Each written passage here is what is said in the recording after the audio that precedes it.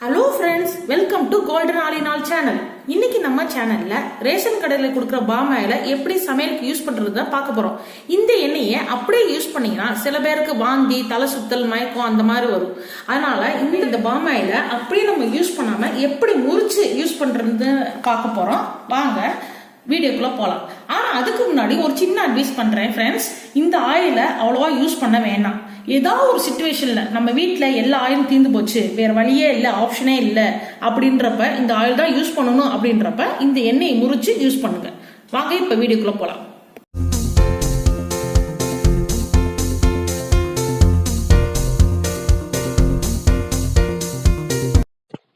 இப்போ ஒரு பெரிய பாத்திரம், அதாவது வெறும் கடாய் எடுத்துக்கோங்க. தண்ணீர் தன்மை இல்லாம பாத்துக்கோங்க. அது நல்லா காய வச்சிருக்கேன். அதுல இப்ப இந்த பாமாயில கட் பண்ணி அப்படியே 1 லிட்டர் பாமாயில் அப்படியே அதுல ஊத்துங்க.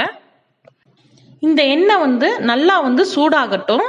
ஃப்ரெண்ட்ஸ், இந்த எண்ணெயில பாத்தீங்கன்னா அதிகப்படியான கொழுப்பு இருக்கு. அதனால தயவு செஞ்சு இதய நோய் உள்ளவங்களும் உடல் எடையை குறைக்கணும்ன்ற முயற்சி பண்றவங்களும் இந்த ஆயிலை கண்டிப்பா யூஸ் பண்ணாதீங்க.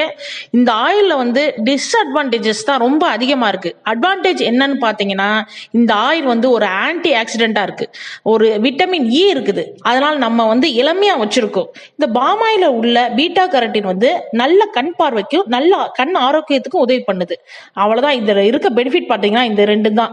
ஆனா டிஸ்அட்வான்டேஜ் ரொம்ப ரொம்ப கெடுதல். அதனால யூஸ் பண்ணாதீங்க. வேற வழி இல்ல, சந்தர்ப்பம் சூழ்நிலையின் காரணமாக இந்த ஆயிலை முறிச்சு அந்த பித்தத்தை நீக்கிட்டு அப்புறமா யூஸ் பண்ணுங்க ஃப்ரெண்ட்ஸ்.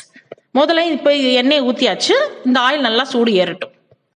ஃப்ரெண்ட்ஸ், ஆயில் நல்லா சூடாகட்டும். அதுக்குள்ளாட்டிலும் புளி இந்த அளவுக்கு எடுத்துக்கோங்க. புளியில கொட்டை இல்லாம பாத்துக்கோங்க. நல்லா வடை தட்டுற மாதிரி இந்த அளவுக்கு தட்டுங்க. இப்ப இந்த புளியில நல்லா இவ்வளவு தூரம் கல் உப்பு எடுத்துக்கோங்க. அதை உள்ள மடிச்சு வைங்க.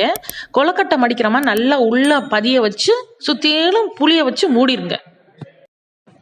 நல்லா புளிக்குள்ள உப்பை வச்சு நல்லா க்ளோஸ் பண்ணிடணும். புளியாலே நல்லா ஃபுல்லா க்ளோஸ் பண்ணிடணும். உப்பு தெரியவே தெரியாது. இப்ப பாருங்களேன், இந்த உருண்டையில தெரியல பாருங்களேன். இந்த மாதிரி நல்லா உருண்டையா உருட்டிக்கணும். அந்த உருட்டின உருண்டைய எண்ணெய் நல்லா சூடு ஏறிடுச்சு. இப்ப அதுல போட்டுறணும். அடுத்து இதோட இந்த பாருங்க, இஞ்சி இந்த அளவுக்கு பொடி பொடியா கட் பண்ணி வச்சிருக்கேன். இந்த பீசஸை என் வீட்டில் கொஞ்சம் தான் இஞ்சி இருக்கு, அதனால இருக்கிற இஞ்சியை நான் இந்த அளவுக்கு போட்டிருக்கேன். வேணா இன்னும் கொஞ்சம் எக்ஸ்ட்ரா இஞ்சி கூட நீங்க ஆட் பண்ணிக்கலாம். அப்படி இஞ்சி இல்லைன்னா சுக்கு இருந்துச்சுன்னா அதை சேர்த்து எண்ணெயில போட்டு அப்படியே கொதிக்க விடுங்க. அவ்வளோதான் ஃப்ரெண்ட்ஸ், இந்த எண்ணெயில் போட்ட புளியும் இஞ்சியையும் நல்லா கருகிருச்சு. எண்ணெயில் இருக்க பித்தத்தன்மையை நம்ம முறிச்சாச்சு, எடுத்து வெளியே போட்டுடலாம். இப்போ இந்த எண்ணெயை வச்சு நம்ம அப்பளம், வடகம் எதுக்காக யூஸ் பண்ணிக்கலாம். சமையலுக்கு ஏற்ற எண்ணெயாக நல்லபடியாக வந்துருச்சு. ஃப்ரெண்ட்ஸ், இந்த வீடியோ பிடிச்சிருந்தா லைக் பண்ணுங்க, ஷேர் பண்ணுங்க. புதுசாக என்னுடைய சேனல் கோல்டன் ஆலினால் சேனலை பார்க்குறவங்களா இருந்தால் சப்ஸ்கிரைப் பண்ணி பக்கத்தில் இருக்க பெல் பட்டனை கிளிக் பண்ணுங்க. Thank you friends.